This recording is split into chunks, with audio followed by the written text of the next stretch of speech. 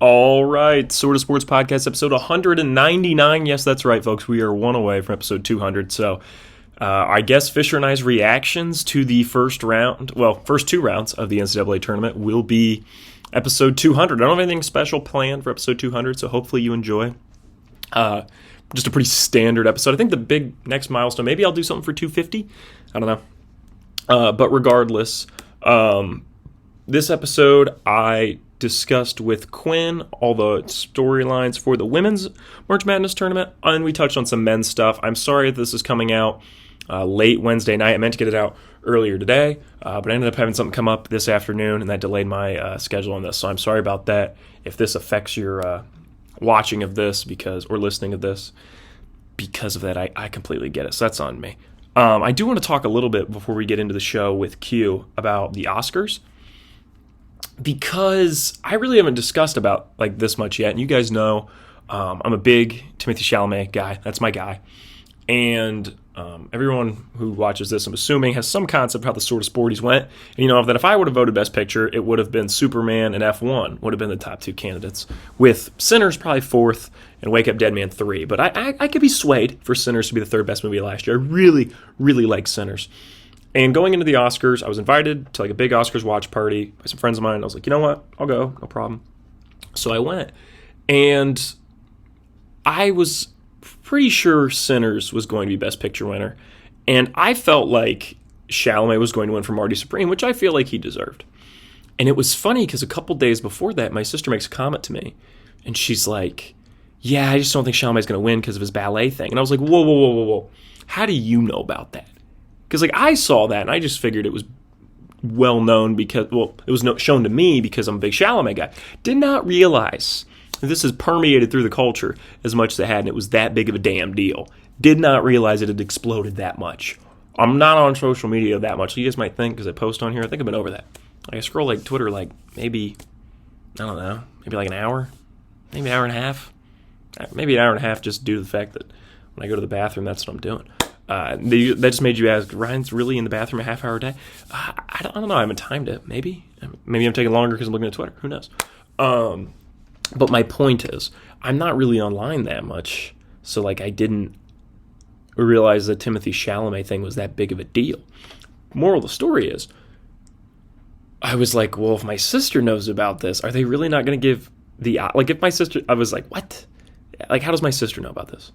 So to me, I was like, does this really mean they're going to not give Chalamet an Oscar because people don't like what he was saying?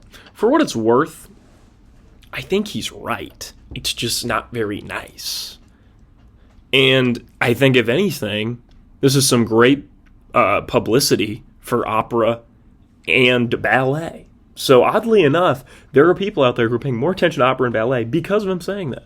I also think it has something somewhat to do with this entire press tour. He'd been, saying absurd things, doing, this overconfident style this whole press tour. And I know you might be like, oh, well, he's giving him an excuse. And I'm not giving him an excuse. I'm just saying I wasn't really surprised he said it. I was like, oh, it's a bit wild. I moved on. I didn't think it was that big of a deal. And then my sister said to me, I was like, I literally forgot I'd seen that. I didn't think it would blow up the way it did. So I just think it's really odd. But Chalamet did not win, and I was disappointed for him. And we'll go back to that because Michael B. Jordan won, and I think Michael B. Jordan is very good in Sinners. And I was really happy for him. And then Paul Thomas Anderson won Best Director, and I thought, okay. So, that was before Michael B. Jordan won Best Actor. So let's go back to this. Paul Thomas Anderson wins Best Director. Okay. I'm like, I could see a world where Paul Thomas Anderson wins Best Director, and yet One Battle After Another doesn't win Best Picture and Sinners does. I could see a world where Ryan Coogler wins Best Director and Sinners wins. There's no world where Ryan Coogler was winning Best Director and Sinners wasn't winning. It felt like if it was going to be a split, it would be because they wanted to give PTA the director Oscar because PTA, blah, blah, blah. And then once Michael B. Jordan won for Sinners, I was like, okay, well, clearly Sinners is Best Picture, because as good as Michael B. Jordan is in that movie, it's not to me, Sinners was never, wow, what a film from Michael B. Jordan. Like, he is the entire reason the movie works. I'm like, no, it's a great movie with great performances by multiple actors. and actresses in it. Like, everyone's doing well. So then one battle after another one, Best Picture. What's really weird about this is that the way Sinners is going to be aged now is that it's now the movie that won Michael B. Jordan an Oscar. It's now the movie that's most remembered for the Michael B. Jordan performance, which is like very odd because I don't think anyone views the movie that way. This is not me saying his performance is bad. I think he's fully deserving. They want to give him the Oscar for Best Actor Leading Role. That is more than fine with me. I liked what Chalamet was doing in Marty Supreme more, but that's fine. To me, I compare it to the Jokic SGA thing, right? So you got Jokic, who's on a worse team, right? I'm talking about last season more so than this year. This year, I mean, it's kind of similar, but I'm going to go last season because the Nuggets were even worse last year. Jokic is doing more for the Nuggets than what Shea does for the Thunder. But part of that is because Jokic's team is worse. But granted, it's not Jokic's fault. He's playing his ass off. If you traded spots, could SGA do what Jokic does? I find that hard to believe. But who knows, right? Could Jokic do what SGA does? I think so. And I don't think that really applies for centers. Like I mean, for numerous reasons, I don't think that makes sense. But I'm saying this trading places version. But what I'm saying is, I think Michael B. Jordan is in a much better movie than Marty Supreme. But I don't think Michael B. Jordan is doing as much for Sinners as Chalamet is doing for Marty Supreme. I don't think without Chalamet I really care that much about Marty Supreme. Whereas if Michael B. Jordan was, let's say, Damson Idris, right? I still really like Sinners. Is it as good? Probably not. But it's probably not that much worse than if Chalamet was replaced by Jacob Elordi. And I like Elordi, but I'm just trying to give an opportunity. You know what I mean? Right. So that's my point. This is not a diss on Michael B. Jordan at all. It's more so a diss on the Academy because I think they messed up. Because I think Sinners should have been Best Picture. If you truly believe that Michael B. Jordan was the best actor in a leading role, then to me that makes Sinners the best movie of the year. Because now Sinners is known as the movie that won Michael B. Jordan an Oscar and not the best movie from 25. Does that make sense? I don't know. It's like honestly, I was more impressed by Miles Caton, or Caton, however you pronounce it, the one who plays Sammy in the movie. He was, like, to me, the most impressive actor of the whole movie. And am I mad he didn't win? No, it's fine. Michael B. Jordan does a great job. I'm just saying, I think it's very odd that that'll be the way that movie is remembered. Now let's talk about what this means for Michael B. Jordan's career. Because to me, this is very interesting. I mean, Michael B. Jordan was a guy that I think everybody pretty much liked. It's absurd to me that he was in NBA 2K17 now. Like, that will always be absurd. But Michael B. Jordan was a guy everybody really liked. And it's crazy that he was in Van Forstick at this point. It's just absolutely absurd. But love him in Creed. You know, Creed 1's one of my favorite movies pretty much ever. And very excited to see what he does with Creed 4 when he eventually makes that, because he directed Creed 3, and it is excellent. Creed 3 is great. If you haven't watched Creed 3, very good movie. But I never thought in my life Michael B. Jordan was going to be an Oscar-winning actor. Hell, I didn't even think he'd probably be nominated, right? Like, to me, I thought his best acting job and best role he was ever going to do was probably going to be Eric Killmonger. It was great. It was absolutely great. And Black Panther 1. Exceptional. And I thought that was the peak. And I think it's really interesting, you know, now he went from being a guy that I think people viewed as, you know, handsome leading man to be like almost like an action star, right? Like he was in that Amazon Prime Without Remorse movie, right? I think he's in more Tom Clancy stuff at the Amazon Prime, like kind of like that, almost more like a Chris Pratt role, I would say. Even though Chris Pratt's doing a lot of voice acting stuff, he's more comedic, right? But more of just like a big action star you put in stuff. People like him. He can do some dramas, right? He was in Just Mercy, you know. But he's not a guy that's like, he's not trying to be at the Oscars every year, right? Like Chalamet is making some stuff. Like Chalamet pretty much is attempting to be at the Oscars every year, and credit to him, right? I thought Michael B. Jordan's career was going to be more similar to, I'm trying to think about like who's the comp. Like, okay, my guy Harrison Ford. Love Harrison Ford, right? But Harrison Ford wasn't at the Oscars a ton, even though he's made some great movies, right? Just the nature of films that the Academy likes. Harrison Ford doesn't really make up a lot. So I think The Fugitive got a Best Picture nom. I know Tommy Lee Jones won for Best Supporting, but The Fugitive's a masterpiece, so that makes sense. But I'm saying that's more so what I thought Michael B. Jordan's career was like. And now when you're him, you could pivot and be like, yo, I'm with the Timothée Chalamet. I'd go more younger guys. Could feel weird to be like Leonardo DiCaprio, Bradley Cooper, but you could be put in with those guys who are like, not only do I draw in crowds, but I can get us awards. Like, I'm that guy. And I think it's really interesting to see what he does from here. Like, is that Miami Vice movie coming out in a little over a year with him and Austin Butler? Is that going to be like getting Oscar noms? Is Joseph Kosinski going to get like a Best Director nomination for that? I mean, F1 got a Best Picture nom, right?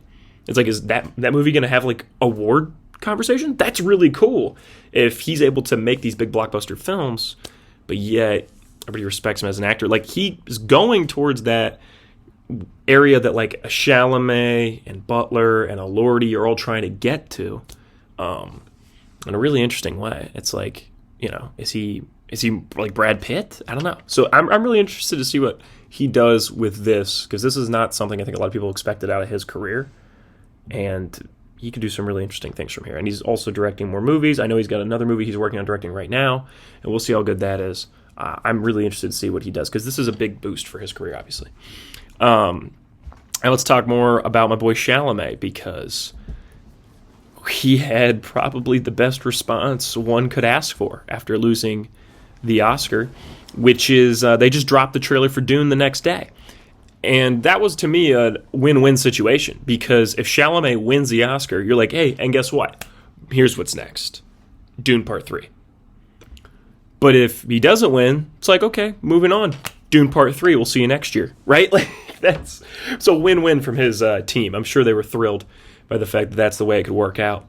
And I just want to say, the Dune 3 trailer is better than some movies that came out last year. It's incredible. I loved it. And, I cannot wait for Dune 3, and I think it coming out the same weekend as Doomsday, I find hard to believe. I think somebody's going to move off that. But if they really come out the same weekend, like, holy shit, there will be a lot of people seeing both movies. Because I remember when Dune 1 came out, going to see it and really liking it and wishing it had kind of permeated through the culture more and become a bigger deal. And then Dune Part 2 came out, and that was the one everybody was like, it became popular. It became like, people understand when you reference it. If you say Lisan al-Gaib, someone knows what you're talking about. Like, it kind of became culturally significant. And I loved that, because I desperately wanted these movies to get like the view, like the watchability, the relevance that I think they deserve. And I think Part 3 looks like it's going to be probably the best one. And that's credit to Villeneuve and everybody who works in the Dune movies. And the cast is just absurd. I mean, they got Robert Pattinson to be in this one. And I like Austin Butler, right? But he's no Pattinson. Pattinson might be, like a top 5 actor right now. He's cooking. So, very, very, very excited for Dune 3. Quick other thing about the Oscars I wanted to say. I enjoyed the Oscars. Been watching them a lot more recently. And I think they're getting a little less pretentious in the movies they nominate. Really enjoyed the Rob Reiner in Memoriam segment. I mean, he's made some of my favorite movies. Watched The American President the other day. Loved it. Shock of no one. That is very up my alley. First of all, I love movies about the president. I think those are always fun, right? Really been enjoying Nixon. Watched like the first half hour the other day. I got to sit down and just watch all the rest in one sitting, because I really enjoyed it. But love movies with the president. Love a good rom-com. And come on. And the thing is, it's got Michael Douglas, who's such a unique performer. There's like nobody like Michael Douglas. There's not really, I can't tell you what he's good at. He's good at giving his voice like an edge. But he's very unique in what he does. So, I mean, I absolutely love The American President. It was great. It was one of those movies where you're watching, like, I don't think anything happened, but I had a good time the whole way. But back to the Oscars piece. What frustrates me about the Oscars every year is that you can look at the films that are nominated for Best Picture, and you look at the one who wins, right? And sometimes I ask myself, right, is this the movie in 30 years that's considered a classic from this age? Because that's what always makes me laugh, is like they'll talk about these movies at the Oscars, and be like, oh, these are some of the best films. They don't make them like that anymore, blah, blah, blah. And I'm like, when those came out, y'all didn't even like them that much. Like, I don't think Rob Reiner got too many awards. And yet, the other day, you guys were saying, look at all these great films he made, just an incredible filmmaker, blah, blah, blah. And I agree. But I'm like, where was the love? Like, I think most people nowadays would consider When Harry Met Sally like an exceptional, I think comes out in 88 or 89. I don't think When Harry Met Sally got any awards love, right? And if you look back, and I understand it's hard to predict what's going to be culturally relevant. I completely understand that. I do. And it's interesting because some things coming in and out of culture, right? Like I remember when I was in middle school, Forrest Gump had a lot of motion. Like everybody had seen Forrest Gump. Everybody quoted Forrest Gump. Everybody knew Forrest Gump. Forrest Gump is not really talked about as much nowadays. I mean, is it still like, no? Yeah, of course. But Pulp Fiction and Shawshank have completely surpassed it as far as culturally relevance. And I would say, The Dark Knight's been a little bit that way. Like 10 years ago, Dark Knight, reference all time, everybody knew it, blah, blah, blah.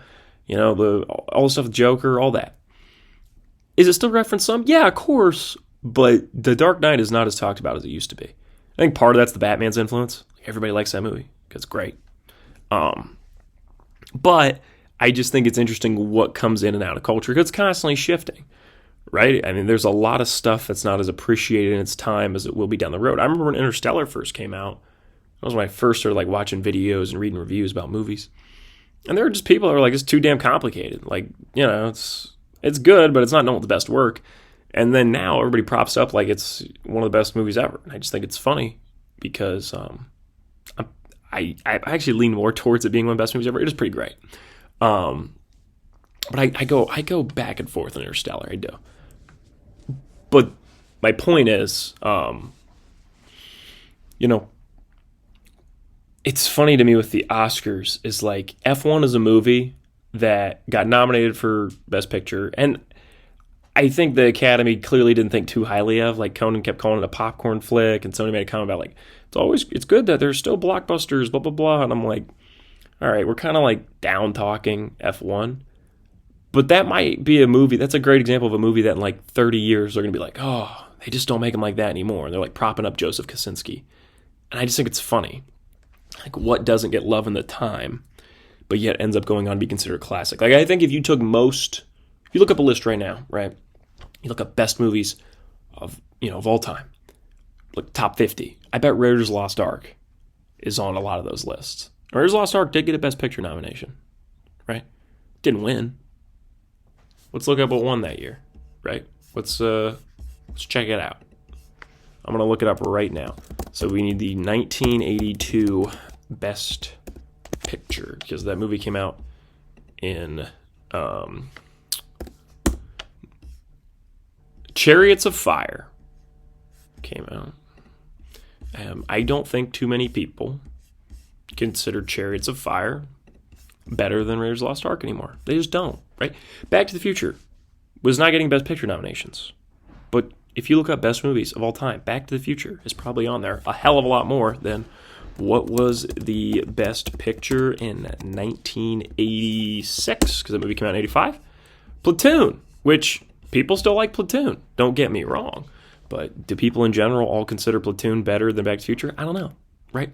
So I always think that's a bit interesting as far as what sticks with people. And, you might be like, oh, well, that's the difference between popular films and awards films. Like, okay, but what's funny is over time, people just forget about these awards films and just prefer the popular films and prop up those as classics. So, like, what are we doing? But the other trailer came out is the Spider-Man trailer for Brand New Day. And it's also good. And I was very afraid of what they're going to do with my boy Spider-Man. I think the only reason this wasn't my number one most anticipated movie of the year is because I'm a little scared. Whereas The Odyssey, I'm not afraid. I'm like very sure it's going to be good. I'm a little scared for this Spider-Man movie because the Hulk's in it, right? I like Punisher being in it. Might be doing Venom. Jean Grey might be in this, which I love the casting of Sadie Sink as Jean Grey. Bit weird to use Spider-Man as a backdoor pilot for X-Men. Like, what are we doing? Like, I'm afraid. But the trailer was great. And way they're executing the I wiped everybody's memory thing is fun. And I think it's odd we might be doing the Man-Spider storyline.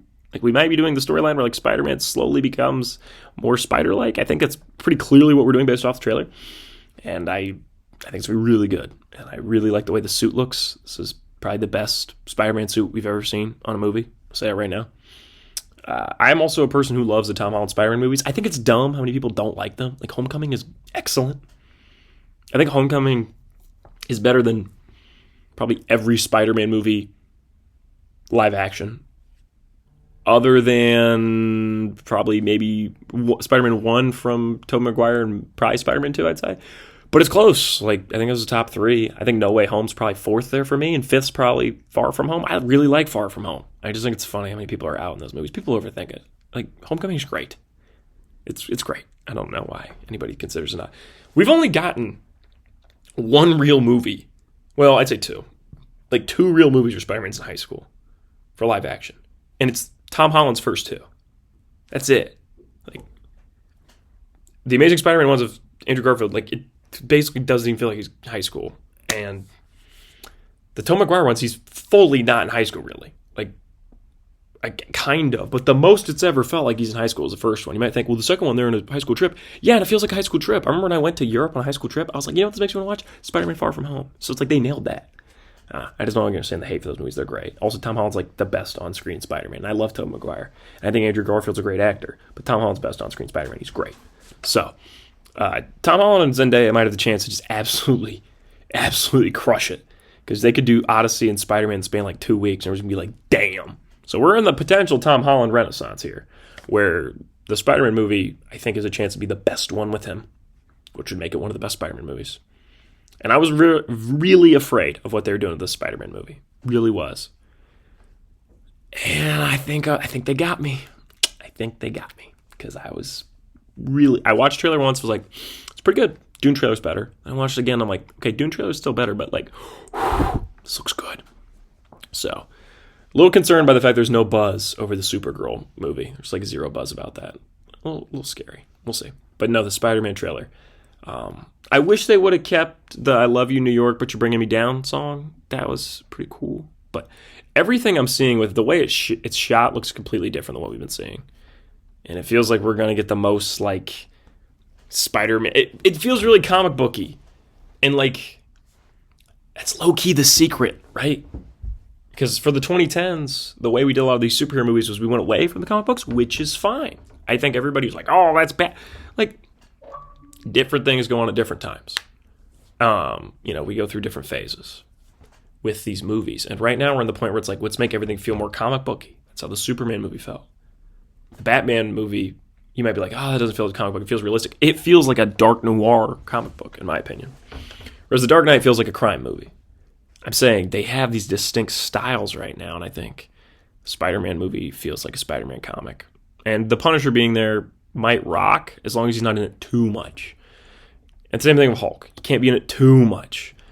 I mean, hell, if this movie's going to be good, I need it like 3 hours. I want it long because Spider-Man, guys. Come on. You guys know I love Superman, but Spider-Man is my favorite. So it's also fun because, I was in high school watching the ones where he's in high school. I'm in college, and this one's when he's in college. Like, come on. So hopefully Holland still does this trilogy and then another trilogy. I'm afraid that we're only getting 6 movies with him and not 9, but 9 would be awesome. But we'll see. Either way, I was really happy with the trailer. If you haven't seen either trailer, you should look them both up. The Dune one looks like, come on, it's going to be crazy next year for Best Picture and Best Actor. I'm going to put this out there right now. I think Best Picture, it's basically the Odyssey's award to lose. I think everybody's just chalking in the Odyssey, which is like fair, right? And I think it'll probably end up being the Odyssey, Dune, and then something we're unaware of at this time. Disclosure Day could be great, but I think it's probably Odyssey, Dune, and then something else. And it's a shame because I think if Odyssey didn't exist, Dune would probably had it locked up. Because it's still low-key crazy to me Dune 2 didn't get more love last year, but it's fine. I think the Best Actor award, though, because people are predicting it's going to be like Matt Damon versus Chalamet. I find it hard to believe if that Digger movie from the guy who directed The Revenant is good, like really good, it's going to be hard to not give it to Tom Cruise. Because his whole savior of the movie, like people have basically collectively went, yeah, the cult stuff is crazy, but Tom Cruise rocks. Like Tom Cruise's approval rating has probably not been this high since like 1995. People really like Tom Cruise right now. I find it hard to believe that if Tom Cruise had an opportunity to win an Oscar, that they wouldn't be like, yo, dog, this might be Tom's only shot. It's Tom fucking Cruise. Like that, you know what I mean? So it'll be interesting. We'll see. I hope that Digger movie's good, because I think a lot of people are thinking like me, where they're like, is this the Tom Cruise Oscar push? I wonder how those speeches go. But that's what I'm saying. I mean, we'll see what goes on. Maybe Spider-Man Brand New Day will be good enough that he gets an Oscar nom. That'd be fun. But you guys know I'm not the biggest fan of the Oscars, but I do love it from the perspective of, you guys know how I like view the stuff almost like sports, right? And it's like winning a chip. These guys, they want to win. It's how Chalamet views it. It's why I love the way he views it. You know, having a big movie that makes a lot of money and having an Oscar win really boosts you up. For what it's worth, I still haven't seen How to Make a Killing. And you're like, Ryan, you were the big Glenn Powell guy. How have you done this? Because I couldn't go the first weekend it was out, and I went to go see it the second weekend, and there wasn't anywhere near me. Like, it that quick. Theater shipped it out. I'm very concerned for my guy Glenn, because that's another movie that went by that wasn't a hit for him. Now he's in J.J. Abrams' next big movie. I forget what it's called, but it's with Jenna Ortega, and that's probably Glenn's last shot to make like another big hit, or else he's gonna have to probably retool, which sucks. It's really interesting because for a while there, people were like, yeah, Glenn's next big star, you know, he carried Sydney Sweeney in Anyone But You. We hate Sydney Sweeney. And then Housemaid came out, and people still hate Sydney Sweeney, fine, but he made a shitload of money. And so it's like, okay, we were all making jokes that Sydney Sweeney needed Glenn Powell. I'm not saying Glenn Powell needs Sydney Sweeney, but also like, she currently did better on her own than him. So I think that's crazy. Very shocking.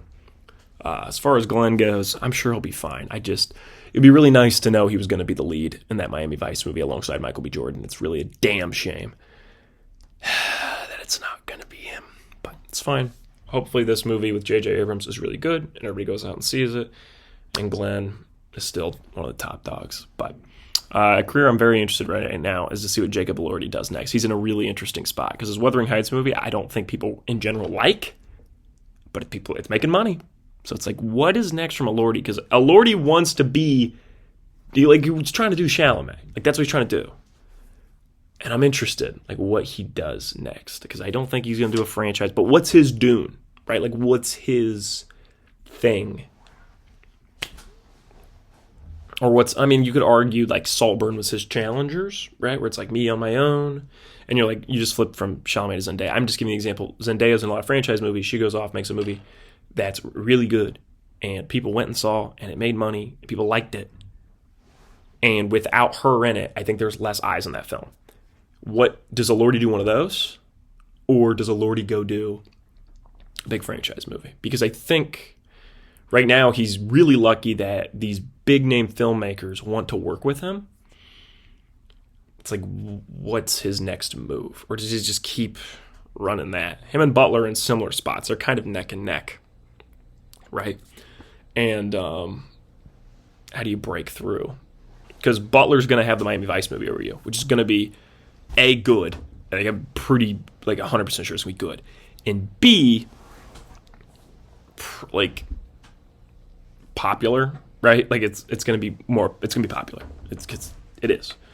So I don't really know what you do next when you're Elordi. I'm interested. I might be going through his IMDb tonight, seeing what he's up to. But if you haven't seen the Dune 3 trailer, watch it. It's excellent. And now let's get into the show with Q. I talked about the Oscars for way longer than I thought I would, but you guys know I love it. So, all right, Quinn Maceyko is here. Another Big Salad reunion, as we see every March. Great to see you, Q. How you doing? Eating this cookie right now, so I'm doing real good. You said you're going to have a bit of a Thin Mint cookie before we got going.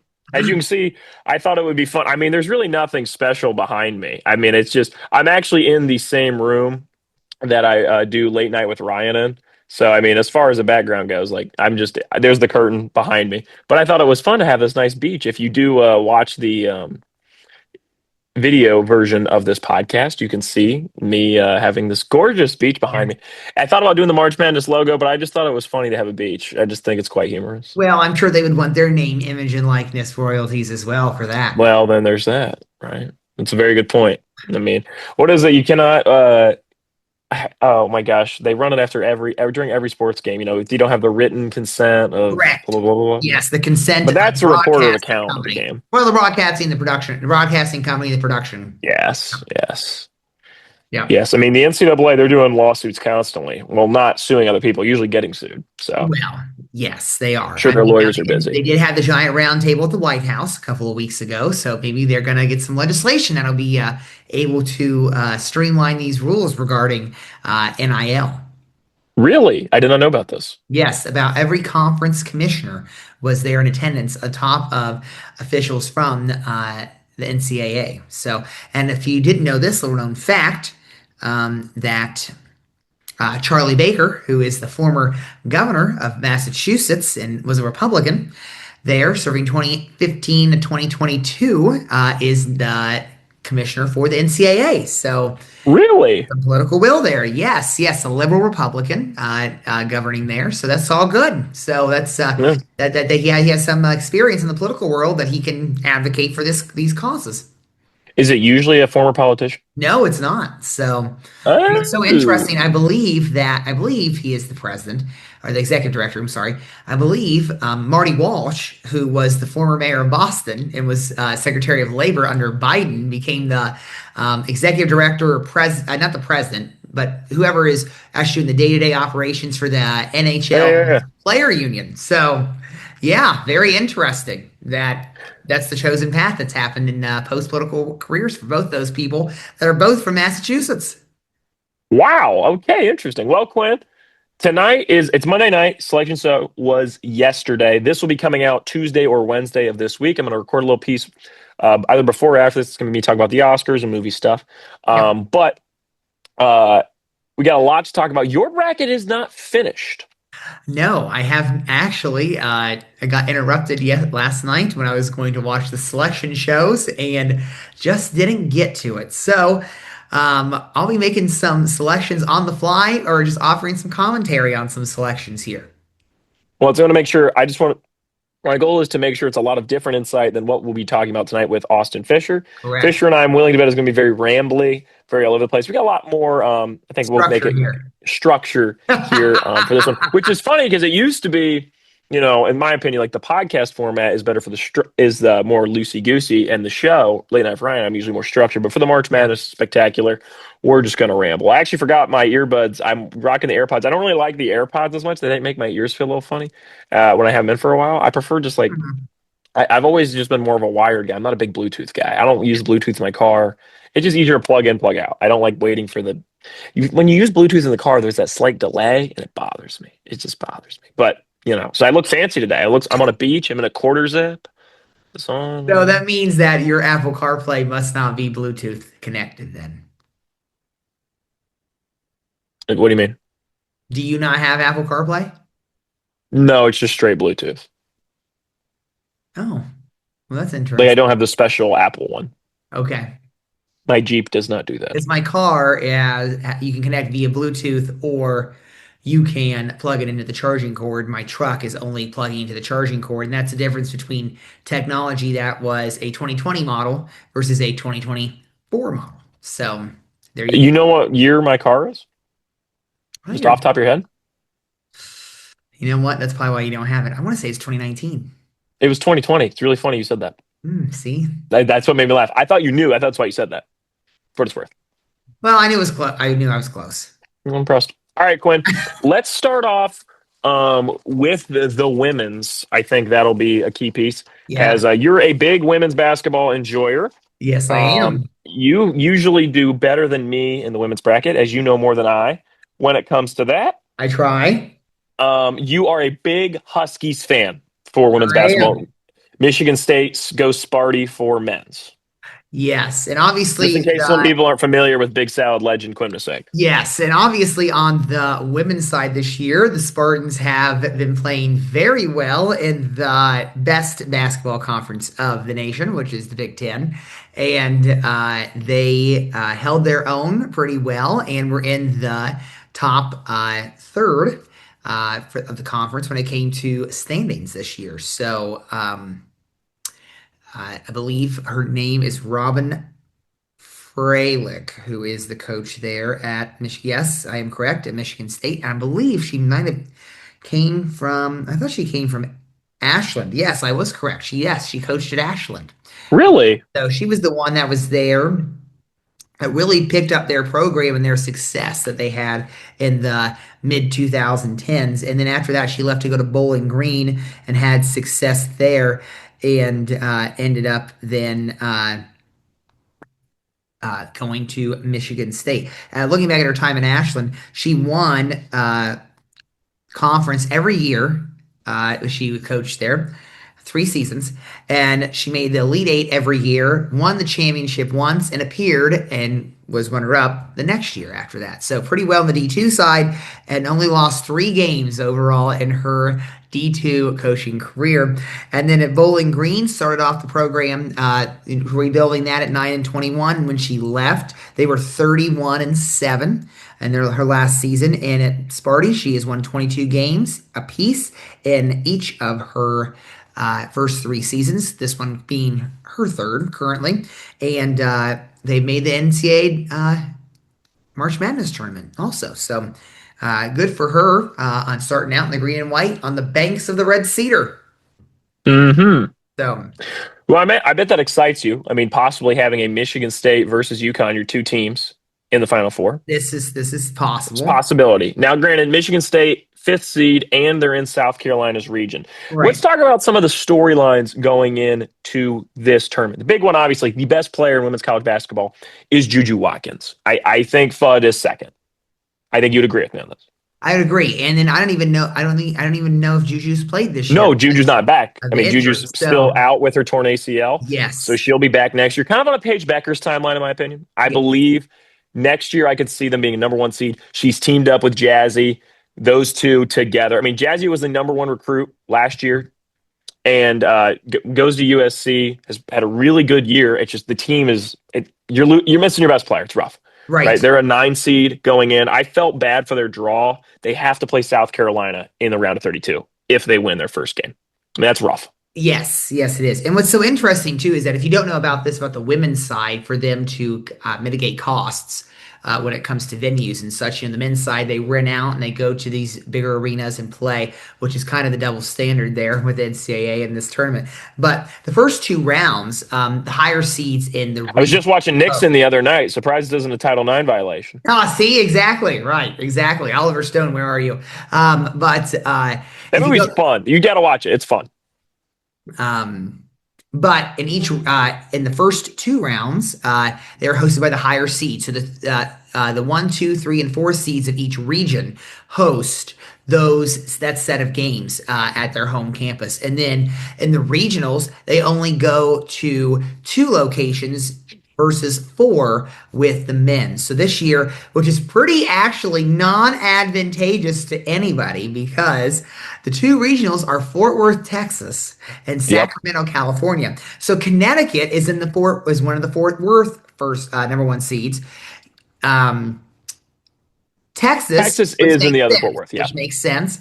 And Sacramento, UCLA is one of them, which makes sense. And then the other is South Carolina. So the East Coasters are really traveling. And Yeah. obviously, because Connecticut being the number 1 overall seed, they get to do the shorter jaunt to get to Fort Worth and going all the way opposite coast like the Gamecocks have to. So just Yeah. interesting. Fort Worth crossing everybody's mind. And I think really what's going to be an interesting piece talking about that I like actually. I prefer the home court advantage. I think it's a fun like I understand the men's would never go to it because they would view it as a step back economically because the NCAA loves them money. They love Mhm. making the money from the Mhm. round of 64 and you make a bunch of money. I understand. You're in a bunch of different locations, you're in these smaller locations that are really excited about Yeah, like I know Buffalo's going to have some games. People are really excited to probably it's go to party place. multiple games. Exactly. And I'm saying like I know why they never do it, but I actually think it's really fun. I think it creates a really fun atmosphere. And if you're a higher seed, it's extra, right? You get to be at home. Hmm. And I actually prefer it. I think it's much more fun. It's one of the aspects I really enjoy about the women's tournament. Yeah, I think and it allows also the students to participate as well, which is that's what Oh college yeah, more student is for. section, more So, of the band. It's you great. know, Yeah, and everybody's big on a student voice nowadays to make sure that they have an opportunity to exactly. be there. So it'll be fantastic. I mean, there's going to be no issues. Obviously, now it'll be interesting to see if Connecticut will play in Gamble Pavilion or they're going to play in the XL Center instead. Mm. But think about this. If you're Vanderbilt, I mean, you've never hosted a game and never had this much success in your life, and here you are, a 2 seed, and you get a host, hopefully, if you win the first game, which you should, that you get to host your first two games here in this tournament and how well they've done this season. Now, another storyline I think is going to be interesting. Obviously, one of the main ones is UConn looking to go back to back. Obviously, Beckers graduates last year, but a lot of the same DNA of that team is here. And obviously, Fudd is an absolute star for UConn. I mean, I know you can speak more on this. Well, and I would say that actually it's not even really AZ Fudd's team. It's actually Sarah Strong's team. Sarah Strong Okay. That's what you believe. Yeah. has really consistently performed very well this year. And if I'm incorrect, I believe she was the Big East Player of the Year when it came to conference accolades. And I mean, Connecticut has not had a close game really at all. They had I think their smallest win they had in conference play was 13 points. They didn't play very well against, I believe, Villanova that game. And there's a one point where they were playing Tennessee, and historic rivalry between Pat Summitt and Gino Auriemma in past lives. But they we're only up about five, and we just had started the third quarter. And then at the end of the game, I had to go somewhere, so I couldn't watch the rest of the game. And they win by 40, and they just turn it around that fast. And that's what the problem is, that how are you going to be able to stop all of these weapons from Connecticut by scheming a defensive plan that is not skewed towards just one star, but is counterbalanced by the rest of the Yukon Huskies lineup. Well, that's a perfect example. I mean, AZ Fudd to me, I always think of her as the top player after Juju went down because she's going to be the number one pick, right? You're going to be able to team up with Paige and Dallas, which is really cool. I mean, that's Yes. great for them. And I believe, Uh, unless I'm wrong, I thought they were still together. But they're definitely still together. I'm saying it's good for them on definitely multiple I mean, it's just levels. like I it's mean, like fitting your whole life together. You know what oh I yeah, it's mean? perfect. That's You're gonna play perfect for them. together and you're together Uh, romantically, and that's how that yeah. is. So Hopefully they never break up because that'd be very that'd be bad team chemistry right there. demand a trade. I mean, that'd be rough. It'd be rough. And Becker's been killing it in the WNBA. I'm very happy for her. And that's my favorite player, so that's Yes. great. Yes. Um, I think Jazzy Davidson might be my new favorite player in women's basketball. She's really, really good. But anyways, back to what you're saying.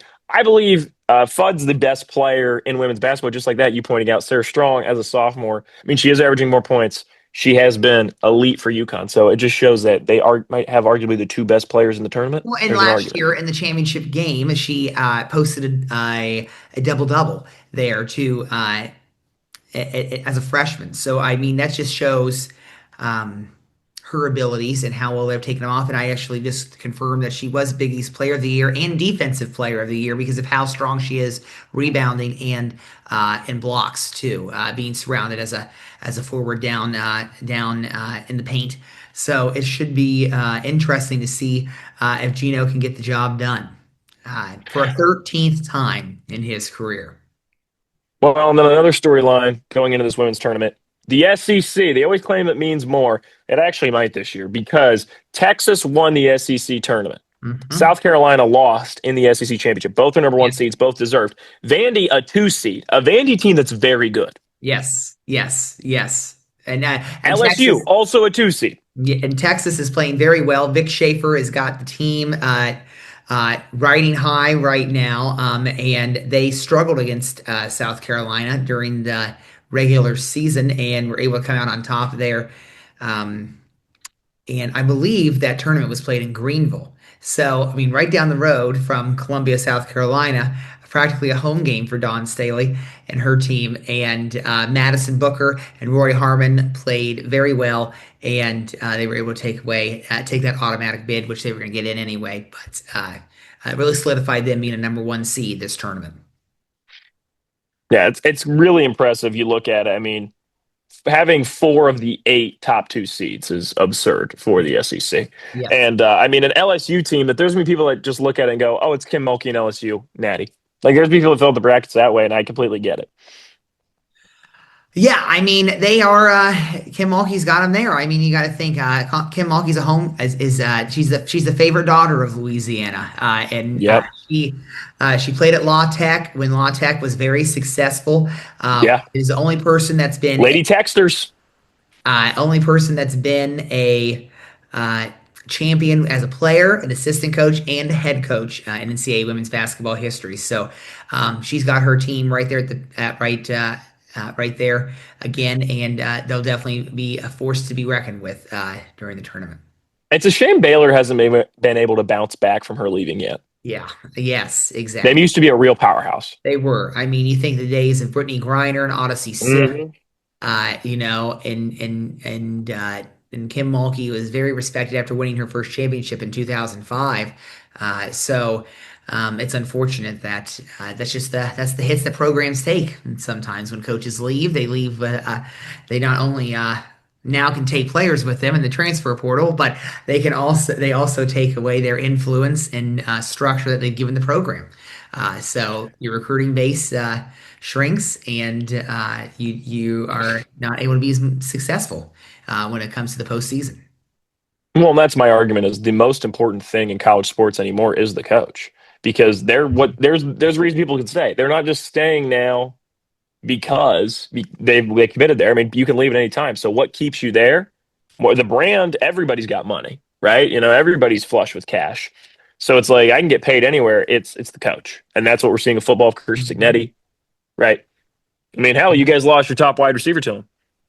I mean, he just decided I'm gonna go a little bit south. Yes, I know. I Marsh, know. who I think is really good. Nick Marsh is really good. He is really So good. Mhm. Yes, he yes. should be wide receiver one for them. I mean, you're Nate Hoover, their new quarterback. You're like, hell yeah. So yeah. Anyways, another interesting storyline, in my opinion, something that really stands out to me. You look at the one seeds, the one that really stands out to me, UCLA, a program that has been dancing around the national title for pretty much, I think, the last, I would say, what feels about like what, 4 years ish? Is that really when they Yes, I really mean, started becoming a top dog? Corey Close has had them being pretty successful when they were in the Pac-12 before they got to the Big Ten, and Yes, they but they've have really exploded in these last few they years. have, and to say the least, that having Lauren Betts there, who is their star center, is definitely um, the driver of that team defensively and offensively. So we'll see if they can put it together and come out on top this year with the Bruins. And I don't even know the last time the Big Ten actually won a title in the women's side. It's been a Is while. it Maryland 2006? Well, Maryland wasn't part of the Big Ten then, so I don't even give them credit for it. Well, it's probably Purdue in '99 then. That's what I would say. Carolyn Peck, who was the first African American woman to be a head coach that won a championship. So yes, it's probably it. I'm trying to Wow. think if there's anybody else. I don't think No, I so. think I think that's it. that's absurd. An interesting thing, and I think NC State 7 seed this year. Like that and USC at 9 are two that you look at and you're like, those programs you don't usually see ranked that low. And then Duke, this program has been on the rise. I mean, 3 seed and a team that I think could go. I have them to the Elite Eight. Yeah, I mean, I have Duke beating LSU in the Sweet 16. Carol Lawson, former Tennessee star, who played under Pat Summitt, she's really turned that team around. I mean, you got to think her first year she became the head coach was COVID, and they ended Yeah. up playing 3 games, and just because of how many issues they had with contact tracing and not being able to have enough players to be eligible to play, they canceled the season. So that's tough on your program right there, where people chose to, go different directions that were being recruited for the program, and also those who transferred out. So they really turned it around, and that was and it was an epic conference tournament championship game between them and Louisville, and it just shows that Kara Lawson has really brought that program along. And Duke was pretty consistent program about 10, 15 years ago, where they were just very mid-tier, but they were Yep. consistent here, and it seems like they've Yep. taken the next step to be competitive in the ACC. Well, and I want to say another team that I think is interesting is Iowa. I mean, because there's going to be people that look at this bracket that go, "Oh, Iowa," and put them far, and they're not wrong to do that. Like, are they as good as the Caden Clark years? Of course not. But I don't know if they'll ever be that good again. But they're a 2 seed, and I would say is a tough region. TCU, not obviously a slouch team. Michigan State's the 5 there, not a slouch team. South Carolina, obviously, monster program. We all know about South Carolina. So I will say Iowa's in a rough part of the bracket, but there's gonna be people that take Iowa to the Final Four, and they're not crazy. Yes, yes. And what's interesting is that just looking at the Big Ten, even though you think it's so competitive there, with it's very top heavy, Iowa, Maryland, Michigan State rising this year, Michigan, Ohio State, but UCLA, who ran away uh, with the regular season. I mean, it just took Iowa to school in the conference tournament championship game by almost 40 points, if not more. And they were consistently up that game. So it'll be interesting to see if just that, if the talent disparity is just so large between UCLA and Iowa that Iowa gives themselves a chance against other teams that are not as talented, Yeah, but the senior-led Bruins. yeah. And I was gonna ask you, looking at the schedule right now, what first round matchups are you most excited to see later this week? Well, I think the first one is we're going to start off in Regional One. That is Iowa State Just and give me one per Syracuse. region. We'll discuss. We'll go. Okay. Yes, Iowa State, Syracuse there in Regional One, I think is interesting. Okay. Just it's an 8-9 matchup, but Audie Crooks, who is the star for and leading scorer for Iowa State, she will be the focal point of the defense for the Orange. So it'll be interesting to see what they do to counterbalance her if they're sending a lot of doubles and triple teams after Hmm. her throughout the whole I have game. Iowa State. I wish they had a better draw. I really do. I Yes. like that team. I've watched them play. And really, Obviously, she's a star for them. What's up? the worst draw you can get is the 8-9 game Oh, because it's so you bad. win. It's already going to be a knock 'em out, drag 'em out fight to win that game. Then you have to go turn around and play the 1 seed right after Yep. that. So it'd be better for you if you really are in that. If you're on the 9, you'd rather be a 10, and if you're a 8, you'd rather be a 7, so you can flip down to the bottom side of the bracket Yep. and have a better chance of fighting your way out of it. 8-9 is brutal. I mean, we're looking at that for men's for Ohio State, right? That's a terrible spot to be in, especially the tops region. What game in the top right region stands out to you? In the top right region, I was going to the bottom left, and I'll go up to the top right. I mean, I'm always a sucker for the Ivy League, so I'm always Oh yeah, going to oh take them. yeah. But I do think what's interesting is, if I'm correct on that record for Green Bay, I think Green Bay, I believe, will have a fighting chance against Minnesota to pull an upset there. And if I Okay. check that real quick, but I have Minnesota coming out, but then losing to Ole Miss in the round of 32. That's Ole Miss, right? On my bracket that I printed from Yahoo, it says Mississippi, but that is Ole Miss. It's not Mississippi State, just Mississippi University. So that's Ole Miss, yes, right? Ole Miss is just Mississippi. Okay, I was looking at my paper bracket and I was like confused for a second. Yes, I'm looking if I can get over to the Horizon League real quick and see the standings. So Green Bay, 25-8 overall, wins their conference regular season and wins their conference tournament to get the automatic bid. So I'll be interested to see how strong Minnesota is, and I think that I want to say they're the Jacks. No, they're the Phoenix. They're Phoenix. They're the Phoenixes. Ooh, Now, like that's fun. Dumbledore, Oh bam. yeah, yeah, But yeah. That's fun. so I think that I'm going to give Green Bay the leg up there when it comes to playing against Minnesota. Now they are playing at Minnesota, which they got to play on that unusual basketball court where you are about 5 feet higher. Well, not five, Yep. but higher than what the bench is. You're on a pedestal, so we'll see how they can play there against the Golden Gophers. But if you flip down to the bottom left, hmm.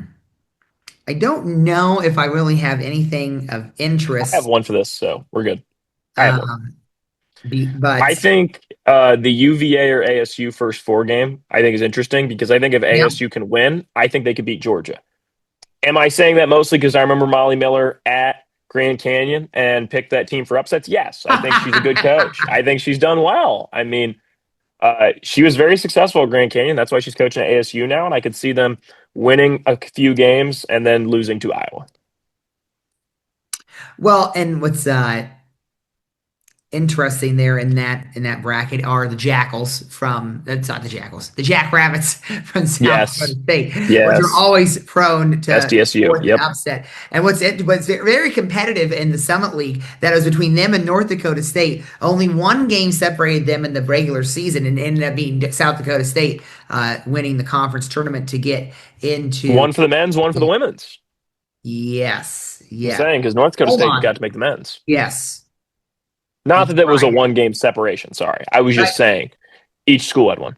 Which will be interesting. It's going to be interesting because Washington is a mid-level team in the Big Ten, and this is always where we get to the mid majors. Is that are the really good mid majors better than the mid tier Yeah, teams in it's the always a Power question. Four? So we'll see if that happens. But I think that's one to look out for and an upset potential. And the one I also call attention to is, and I know I'm doing two in this one. It's not really about the matchup. It's more about how well are they going to play, which is TCU. TCU didn't play well in their conference tournament championship game against West Virginia. So I'll be interested to see how Olivia Miles bounces back there and see if they can play well against UC San Diego, and then they end up playing the Jackrabbits there in the top half Yeah, yeah. part of the bracket. So that'll be good. Huh. Looking over at Regional 3, look at Miami of Ohio. They're just all over the place, men's and women's. It doesn't matter. So, Good for them. Honestly, good for them. I mean, really, if you think I should take, I mean, if I'm looking at the upset side, I really should be looking at taking James Madison over Kentucky. I have that. I have JMU over Kentucky. I'm questioning to see because Kenny Brooks is a good coach, and I'm thinking that he's going to be able to. Yeah, that's kind of the one that stood out to me was I have James Madison over Kentucky. So But I will say, I think what's an interesting, we'll go back to the 7-10 game there, which is NC State versus Tennessee. And Tennessee, who's a legacy program and has not played well this year down the stretch. They lost many games in a row. You can't run away from Pat Summitt's legacy there. At For the Lady Vols. And if you have never seen Pat Summer sing Rocky Top in a cheerleading uniform, you can find that on YouTube and see her dressed in all her glory of orange. But I mean, the Lady Vols 16-13 in the regular season, and they were 8-8 overall. I don't even know how they made the tournament. yeah, I mean, that's not good. 8-5 in no. non-conference. So I think NC State's going to beat them. NC State's a good program. it's not. Yeah, they lost in the second round, and they have lost one, two, You talking about Tennessee? yep, three, four, five, six, seven. They've lost 7 games in a row to end the season. And That's I don't not know good. why I want to take Tennessee, It's not but good, man. it's not Take good. NC It's State. not good. So, an NC State, on their side, uh, they under the leadership of Wes Moore, there coaching the Wolfpack for a while. Um, they were 20-10, 13-5 in the ACC regular season, so competitive, and they should take care of business against Yeah. Tennessee. As the quote Pat Summit, "You may beat me, but you won't outwork me." So we'll see if the Lady Bulls can actually put up a valiant fight against the Wolfpack. All right, now shifting gears, Quinn. Who do you have in your Final Four? Well, I think to start off, I'm going to actually start in the same region we're at already, which is in Okay. Regional 3. And, this is a Texas-led uh, bracket. Competitive playing against, you've got West Virginia, who is, I mean, on top. I mean, they are the Mountaineers for a reason, but they're really on top of a mountain this year. They have played very well in the Big 12. You have Louisville down the bottom, and you have Michigan there. But I think with Vic Schaefer's coaching and the combination of Madison Booker and Rory Harmon, that the Longhorns of Texas will make it out I of agree. three. I'm 100% with you. I have Texas out of that region too. It's not fun to go chalk, but it's Texas. I'm with you. And it's the women's side too, so it's a lot Yes. it's a lot more top heavy, but It's gotten less it's that way lately. diversified. Especially, Yes. I mean, if you look at the women's game 20 years ago, I mean, Baylor winning the championship was, remarkable. So then you get to 10 years ago where there's a lot more competitiveness. And now the Yep. transfer portal has really Yep. blossomed that because the players that might be sitting the bench that are top recruits in a bigger program are transferring out to these smaller ones and making them more competitive and better. So it's an interesting dynamic there. It's you see this it's much more drastic on the women's side, the disparity than it is the men's side. So Yeah, and I'm with you. I think it's actually really starting to balance out. Like you wouldn't have the UConn 4-year undefeated streak now. Just doesn't happen. Like, no, it wouldn't happen now. no, and you wouldn't Like have. the talent is more diversified. It's made the March Madness of the women's more unpredictable, which I really enjoy. So, And I mean, like Louisville could break through this and go to the Final Four, in my opinion. right. I'm not going to pick it though. I mean, Connecticut goes on that four-peat in the mid 2010s on championships, but And they almost 5-peat if it weren't for Mississippi State. yeah, watched that game in a hotel room. Wasn't happy about that. So just got back from Europe, and I watched them blow it. But then, if you go back, just a few years prior to that, right there at the end of the Maya Moore era, where they had won 100, I believe it was 111 games in a row. I mean, I think. I mean, just Yeah. Yeah.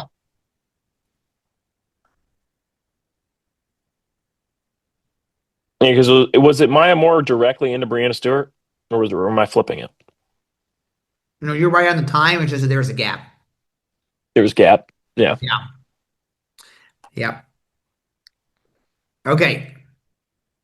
Correct me. I'm going to correct myself here. They won 90 games in a row when they were in the Maya Moore era, and they had two perfect seasons. And then they won 111 games in a row when that was Brianna Stewart time. So, because they had won two championships there, and then they had that loss in the Final Four. So those were 3 seasons practically put together right there, where they had not lost the game. So, and currently they're on a 50-game winning streak. So, why not? But if you go up to the top, the regional on the right side, regional 2, to go up to that, it's easily hands down deal that I am taking UCLA. Me too. To come out of that Sacramento region. And it'll be interesting though is that I think with Kennedy Jackson and the Blue Devils, I think I'm going to take them to the Elite Eight there to play UCLA. So over LSU and Kim Mulkey. So that'll be I think that Sweet 16 matchup there between LSU and Duke is going to be a very Oh yeah. Oh yeah. I have Duke winning that, but that'll be a great game. Yes, and I would agree with you on that. So if we go back down to Regional 4, which is the other Sacramento bracket, you have South Carolina at top. I really don't think Iowa has a chance to get out, in my Me neither. opinion. And then if you look at the 3 seed TCU, I think they have a better chance of making it to the Elite Eight against South Carolina there, because I don't see Oklahoma upsetting South Carolina, and Don Staley will have this team ready to go. And here we are back to 1 seeds again. And it's how hard I know. to not select South Carolina. And I think I'm going with South Carolina. So I also have South Carolina. I'm going to tell you right now, I don't have all 1 seeds. Taking my team out. Taking UConn out. I think it's hard to go back to back. Everybody knows that. Well, Really hard to do. Well, I'm not disagreeing with you on that point. But that's back-to-back championships. I don't think Championships. Final Fours isn't that hard to go back to. I mean, hell, they only went to 15 straight. So Yeah. No. I'm 100% with you. I mean, the Final Four, and I bet, and here's what I'm going to say. You definitely got UConn up here, and that's no problem. I don't think we get to address that. Am I correct? No, you don't. Okay. I got Vanderbilt coming out. I think this is the shock. Oh, who's this new power? Are they going to win the national title? No. Well, I'm correcting But myself. It was I 13 think they'll straight be Final there. Fours. 13 straight Final Fours for the Huskies. Okay. That's my Oh error. no. That's Oh my no. error. So many laughs. 13. 13. So I have Vandy coming out of the top region. So that gives us both the same Final Four, except I have Vandy instead of Well, UConn. and here's the deal. Here's the storyline. This is the storyline that the NCAA decided to develop here is that if you know anything about Vanderbilt women's basketball and who their head coach is, which is Shea Ralph, she played at Connecticut and won Yep. championships at Connecticut as Yep. a player. Yep. She tore her ACL twice and was able to come back after with a redshirt year and lead her team in her senior season. She also then became an assistant coach under Gino Ariema and was at Connecticut for 13 seasons in that role. And I have to correct myself. She only won one championship as a player, but she was very supportive and understanding of that. And I also got to correct that she had 5 ACL injuries in her career, and she just Oh didn't my make it twice. gosh. So that's maybe 2 of them were That's absurd. tears, but Yeah. let's see. Her freshman year, she tore it. Yeah, too many. But anyway, so the point of his story is this. That's the storyline here. Is that And they did that on it's purpose. Gino against his former player and assistant coach. So we'll see what And happens. that's why I just think I can see it already, right? They upset him in the Elite Eight, and it kind of becomes a thing. And I don't think Vandy's going to win the national title, but like I think they're good, and I could see it happening. Like I could see them upsetting UConn. I might have gotten a little excited, and I did have them beat South Carolina, and I probably shouldn't have done that. But I'm committed. It's I more can't fun to say. remember. It's more fun to say if they're in the national title. I can't remember what it looked like last time they played each other in the SEC.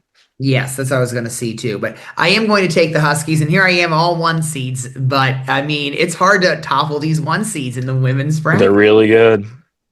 I wanted to put USC farther. Really like Jazzy Davidson, but I couldn't do it when you play South Carolina second round. Like if they beat South Carolina second round, I would be shocked. Yes, yes, It's yes. hard. It's hard. All right. So what is your national championship? Who over who? Well, I'm sticking with the Huskies because they are the number one Okay. overall seed. They haven't lost Okay. the game yet, and faith in Gino Ariema to Okay. lead his team back to the championship game again. But on the other side, I'm going to take the Big Ten champion of UCLA because I think it's going to be hard to stop that senior laden team, and I think this Texas team has a hard time scoring offensively when they get into tougher competition, and they're going to have to go up against a very skilled defensive and fast team out of UCLA. So I see the Bruins taking on the Huskies in the national championship. Want to say Vanderbilt got blown out when they played South Carolina. So Okay, I might be just getting looked big that for my up. britches.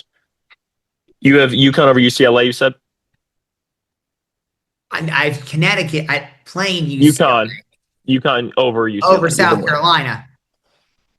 Connecticut over South Carolina to play Yeah. UCLA, who beat Texas in the national Yeah, I championship. know. Who national title. Yeah. Who's winning? Well, I'm saying once you give me the final four, I can understand who's beat two. Well, Yeah. yes. Yeah, okay.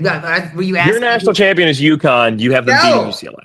Yeah, Oh, the you have game. UCLA winning. Yes, the game. Yes, Gosh. the game. Yes, but I am taking UCLA To win the to national title. win the national title. In the spirit of John Okay. Wooden, Corey Close is going to win a national championship for the women. Okay, you know what's funny, Quinn? You I got looked at this UCLA. bracket. And I thought to myself, I said, UCLA's due. Before I touched anything, I knew who I was picking to win. I was like, UCLA is due. They've been good consistently. And this is the best they're going to be. And hell, I almost thought about taking them last year. Did I take them last year? Can't I think I remember. took UConn. I know we beat them in I the think I Final took Four. UConn over UCLA. I think that's what I did. I'm pretty But sure I'm telling you right they now, I played just the think Final Four. UCLA. Yeah, that's what it was. I couldn't do it because I think I wanted that as my national title. I think UCLA's due. I think they feel like the team that I don't I don't know. Hey, a little bit it's vibes, not gonna lie. I think UCLA has the vibes of a team that's due. I think this is one of the premier new programs. So that's why I would say UCLA over Vanderbilt is my national title. That's funny. We did not discuss that before. I did No, we not know we were going didn't. to go the We same didn't way. discuss That's really any of funny. that. Yes. All right. Speaking of things we didn't discuss before, let's flip it over. Let's talk a little bit about the men's. We won't go as in depth, Yes. but we got to touch upon some things. How you feeling about the Sparty? How you feeling about it? Well, I'm going to take him to the Final Four because I'm biased. But So Tommy I Rahab, have I mean, he's Mr. March for a reason, number one. okay, And I yeah. think he is going to take them back to the Final Four this year. And I mean, everybody's going to play in the narrative of I've already seen on Twitter.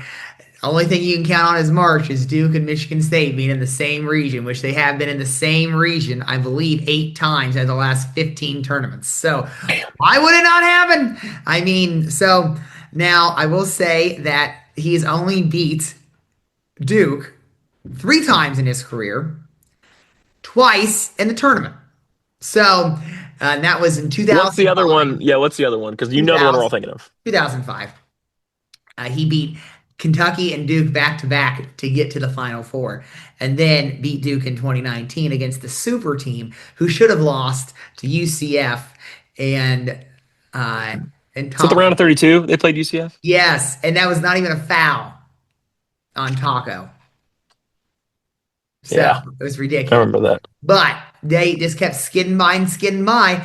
And I found that funny. And really, it's also because the committee, for some reason, we won the Big Ten regular season that year and the tournament, beat Michigan all 3 times, and we got stuck as the lowest 2 seed in Duke's bracket instead of being the fourth number 1 seed in the West, which was ridiculous. And guess what? We proved the haters wrong anyway, and we made it to the Final Four. So That's the thing, though, Q. You guys are in the most stacked region. I mean, let me just rip this off real quick. You ready? rip it, Duke's a rip it. damn good team. Ohio State is hot.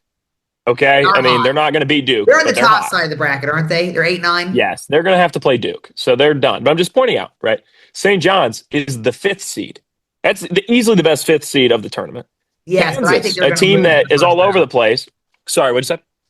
I said I think they're going to lose in the first round. You have St. John's losing to Northern Iowa. Northern Iowa. Everybody's high on Northern Iowa. Hell yeah. You know what? I can't, you know what? I would do it because St. John's pissed me off last year because they took them way too far. I did too. I would do it. They were my champion last year. They were my champion in one bracket. I've committed to just one bracket this year. I don't like doing multiple. It's more fun to just have the one. Um, the thing is with St. John's, though, I feel like they're going to win at least a game because you can't beat UConn in the Big East tournament and not win at least one March Madness game. I mean, I would agree with that. you can't do that. But anyways, a Kansas team that's all over the place, but could legit. There's a world where Kansas makes Final Four. Let's not lie to ourselves. It's a Bill Self team. Where are they? Yeah, because they're in our bracket too. They're the 4. Okay. And then Louisville, a team that people are all over the place on. And then obviously you guys is the 3 seed. A UCLA team that's peaking at the right time. And we've seen them go on runs before. I can't remember the coach's name all of a sudden. It's slipping my mind. But Mick Cronin. thank you. Cronin has won on runs before. And then UConn's the 2 seed. The best 2 seed for what it's worth. Mm-hmm. So that is a tough ass region to be in. I have you guys going to the Elite Eight. I have UCLA upsetting UConn. The reason you make the Elite Eight is because UCLA probably can't beat you twice. So congrats. But Duke beats you and goes to the Final Four. Sorry. Hey, Sorry, Q. Hey, I don't. I just rolls right off me because everybody said that we were going to lose them in the Elite Eight 7 years ago. And you know what I got to do? I haven't checked the channels recently, but I got to get and see if the Big Ten is around this time of year. They like to play the classics.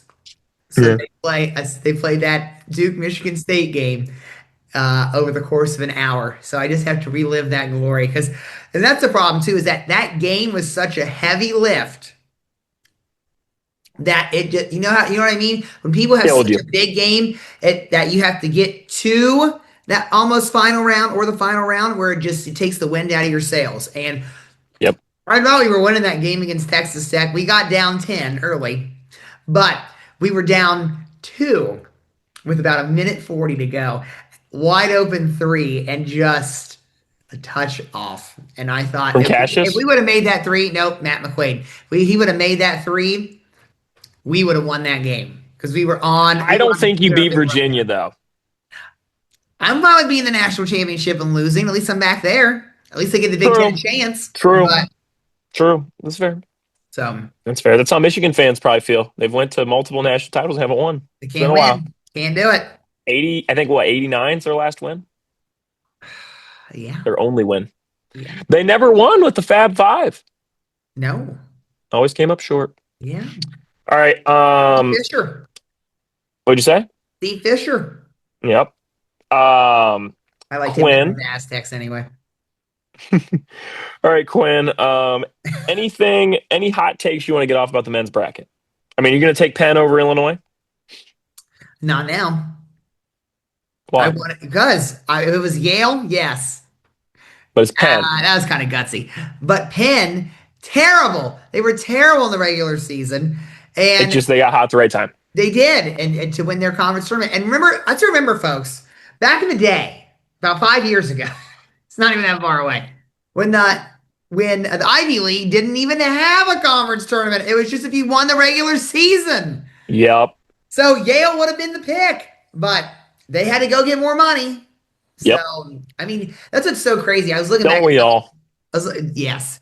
I was looking back at some of the histories of the conference tournaments, which is crazy enough because the Big Ten is the Power Five conference that held out the longest. We did not have a conference tournament until 1998, when other conferences had started theirs in the 1970s. So it's interesting, to see that we don't have that long a history compared to that. And the Ivy League has only been it's barely in its infancy. Yeah, it's crazy. Infancy, I should say. So. Hugh, are you in on Houston? No, I'm not educated enough to be on Houston to know how well they're playing. I mean, Cohen Sampson has obviously proven them to be a powerhouse in the last few years. So I just don't know. I just don't know about them. I don't know what I'm gonna do with them yet. Okay. Looking at the bracket, the team I'm in love with is Arkansas. I honestly thought about taking them to win the national title. They are hot right now. I love that team. And I don't like Calipari. Never have liked Calipari because one of my favorite college basketball teams of all time is the 2015 Wisconsin Badgers. And I was so happy to watch them wipe his smirk off at the Wildcats when they thought they were going to beat the Badgers. That's right. But, Arkansas is, there is no doubt in my mind they're talented. It's just I feel like Calipari teams, I don't trust him to win a national title. He only has the one. He's got so much talent in his career, but he's only won the one. I wonder what your thoughts are here. Well, I mean, he's only won one because he flips around about every 2 seconds and jumps onto another coaching job. But I don't think he's winning a national championship with this team. No, but I love Darius Akaf, man. I mean, Darius Akaf's incredible. He's going to be the 5th pick in the NBA draft. He's awesome. So much fun to watch. I have them beating Arizona, though. I mean, that's a key piece for me. So that's one of the big ones. Midwest? Where are they? They're top right, West. They're in the West? Oh, I see them now. Against Hawaii. Okay. Yep. I got High Point beating Wisconsin, just like everybody else in America. And everybody's High Point that good? It's got a dude who reminds everybody of Jack Golke. He doesn't make twos, he makes threes, so people are in on it. If he gets hot, he gets hot. Yeah. He gets hot, he gets hot. It's a classic 12-5 matchup everybody's in on. For some reason, it feels like Wisconsin always gets to the 12-5, and they end up getting picked against. Or 4-13, so whatever. But I'll go the game right above you there. Villanova, Utah State. This is unfair to Villanova because the game's in Las Vegas. And Utah State's going to flood that stadium. So I'm going Utah State all the way, baby. Well, the Aggies, I watched their conference tournament. They were good. Yes. They were good. They are good. They are. That was a legit team. I got Akron beating Texas Tech. Got a little bit of action going on. Nothing wrong with the action. All right, let's just make it real simple, though. Quinny, What's your Final Four looking like for the men's right now? Well, I think I'm going to take Michigan State out of the out of this That's fine. East. That's fine. That's fine. I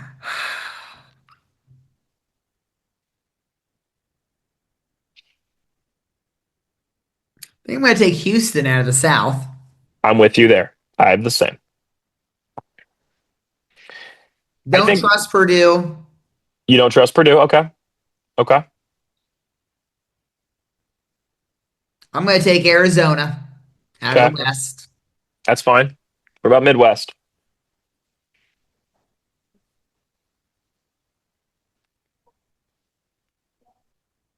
Hmm. Don't like Midwest got my national champions. don't like those NFL. Don't like Big any of those Blue. teams. Can't do it. I got University of Michigan winning the national title. That's the best team. That's the best team in college basketball. No doubt in my mind. They do all the things I want to see. They're lucky. They have NBA talent, but not a top 5 player, which is always a key piece. You got to have an NBA talent, but you can't have a guy who's going to be a top 5 pick. For some reason, it's just the way it works. True. And you got to have a coach that's great. And I they think do. I'm going to have to go with Michigan there because I just don't think. Virginia's the only one I could see you taking because Iowa State's too all over the place. Yeah, that's where I'm at. I was thinking Virginia myself, so I think I might have to suffer with Michigan. Yeah. So your Final Four is all 1 seeds with Houston as a 2 seed. And then No, what's your it's national not. title? Yeah, it is. Oh, sorry, Michigan State's. Yeah, Michigan State the 3 seed. So 3-2-1-1. And who's your national title? Who I'm over going to who? take Houston against Arizona. Okay. Are you gonna go for the Cougs? Roll Cougs or Wildcats? What team? I think I'm going to go with the Cougs. Going to go with the Cougs. Roll Cougs. Because your brain, you picture that Arizona national title. It's just icky. It's just I icky and just, gross, yeah, isn't it? I just don't think Something it's wrong with there. it. Something Shout out to there. Rice Cakes, his favorite team. But, I know, poor rice cakes, but he designed college, high school offense around it. he did. I will say the Cougs also. I'm a big John Cougar Mellencamp fan, so why not? Love the Coug. Hey, I love the real Coug, and I love these Cougs. So that's just they how it's gonna lose the have to Natty be. one year, they come back and win the next year. Who's Why that not? sound like? Why Who's not? that sound? We've seen it before. And 2016, 2017. Calvin Sampson is going to be. He'll be prepared. So Maybe he should retire at that point. He's getting up there. I know, I He's know. old. You gotta be like Jerry. You gotta know. It's more what George learned from Jerry, which Yeah, is yeah. you gotta go out on top. So you gotta go out on top. Like Jay Summer Wright knew George. it. Should have Jay went out Wright then. knew what to do. Yeah. Jay Wright, I think, has an argument for being, like, as far as a short period, one of the greatest coaches ever. Longevity Okay. wise, obviously, like, you're going to get outplayed by John Wooden and Dean Smith. Like, I understand. But as far as a short period, he's got a great case. Thinking of all this college basketball, it makes me think a lot about. Remember, you ever watch Glory Road? I never heard of it. Oh, you're serious? So you remember the classic film Remember the Titans? Yes. So Walt Disney made Remember the Titans. You know that, right? Okay. Well, not him specifically, but the But company. the Disney company, yes. Yes, that was back when Disney would make a lot more live action films. And so they started making a couple more sports movies when they made Miracle on Ice. Not Miracle on Ice. Well, the movie Miracle, I think is what it's called. Right? So they were pumping out some sports movies. Well, you know what sports movie they made in the 2000s was called Glory Road. And it's all about the 1966 national champion Texas Western Mm-hmm.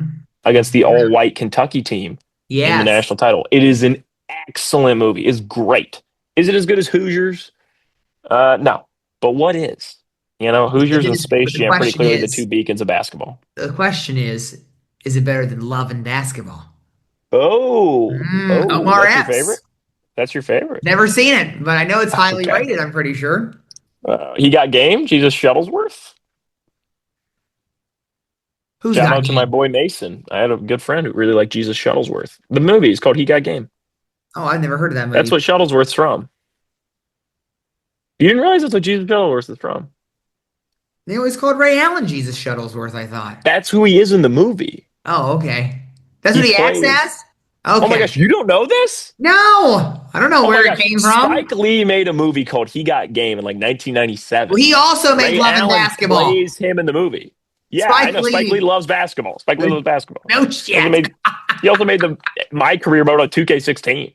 That's like no, Spike Lee, yeah, he got game. Yeah, Jesus Shuttlesworth, that's what's from. Coach Carter, that's a good one. Coach Carter has definitely inspired a Samuel lot L. of Jackson, bad high right? school. Yes. Yep. Coach Carter has definitely inspired a lot of bad high school basketball coaching. There's definitely a lot of guys out there who are like, all right, listen up. Wear nice clothes for games. It's yes, sir, yes, ma'am. And like they thought that was it. They were magically gonna win 20 games. Like that's all they needed was a little bit of respect. And they just ran the boys all practice. Like that's definitely inspired some poor. Not that that's bad coaching. I'm just No. saying there's definitely a lot of coaches out there who just thought you did that and you magically win. Like they didn't think about the actual X's and O's. Yeah. Would you agree with that? Yes, I would agree. Definitely become a playbook for some coaches that don't know what they're doing.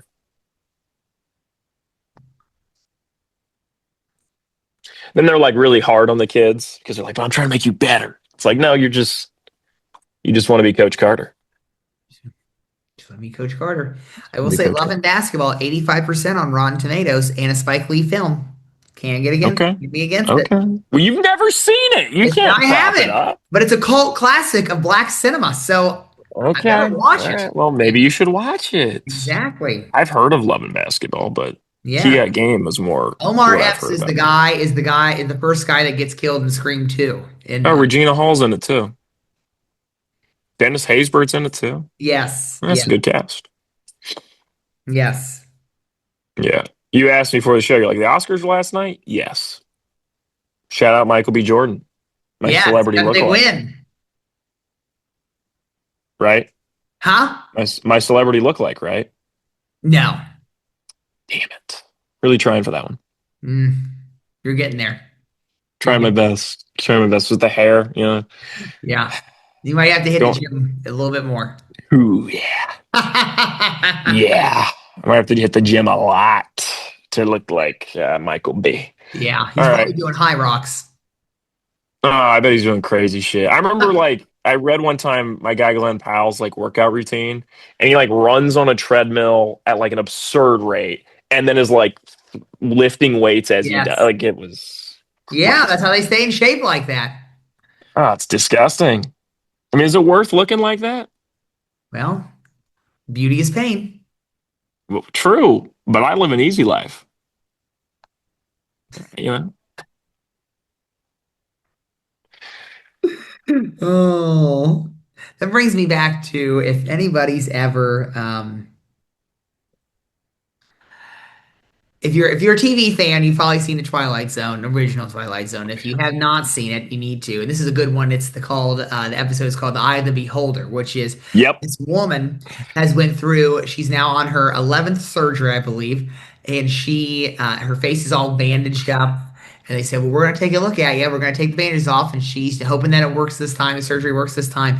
And they unwrap the bandages, and she's this very beautiful woman. All right. Well, come to find out, she's living in the land of pigs. Everybody's got a pig face.